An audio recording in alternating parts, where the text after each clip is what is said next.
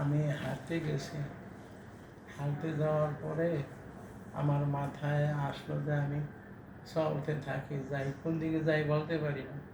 এক পর্যায়ে আমি অটো পাইছি, অটোতে উঠছি, মেরের বাজার নামছি।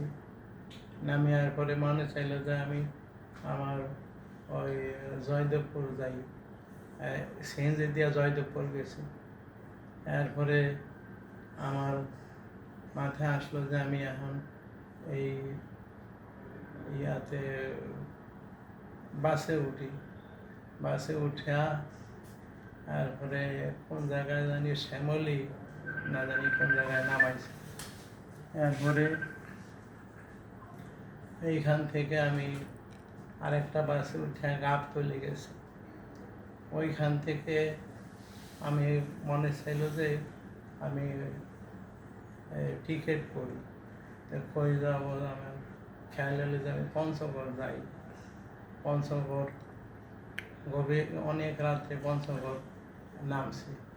নামার পরে হাঁটতেছিলাম, কোন দিকে হাঁটতেছি আমি জানি না, আমি চিনি না, হাঁটতেছিলাম। এক পর্যায়ে আমি দেখি যে পঞ্চগড় জেলা প্রশাসকের কার্যালয়, তারপরে পুলিশ লাইন্স, এগুলি হাঁটিয়া পার হয়ে গেছে। পার হয়ে গিয়ে এক পর্যায়ে আমি একটা শিকল করণীয় পাইলাম। ওইটা নিয়ে এক জায়গায় আমি প্রস্থান করতে বসলাম। প্রস্থান করতে বসা এরপরে প্রস্থান করলাম, আর লুঙ্গি পায়জামায় প্রস্তাব লাগলো, এরপরে জামায়ও লাগলো। তো জামা খুলে ফেলাইলাম, পায়জামা খুললাম, কিন্তু খোলার পরে আবার পরতে হইবে এই জিনিসটুকু আমি আর পারি নাই। ঠান্ডায় ওইনে শুয়ে পড়লাম, আর পায়ে শিকল দিলাম। পায়ে শিকল দিয়া এরপরে আমার এই যে কেন করতেছি এইটার কোনো চিন্তা ভাবনা কিছুই আমার নাই, খালি যা মাথায় আসতেছে তা করতেছি।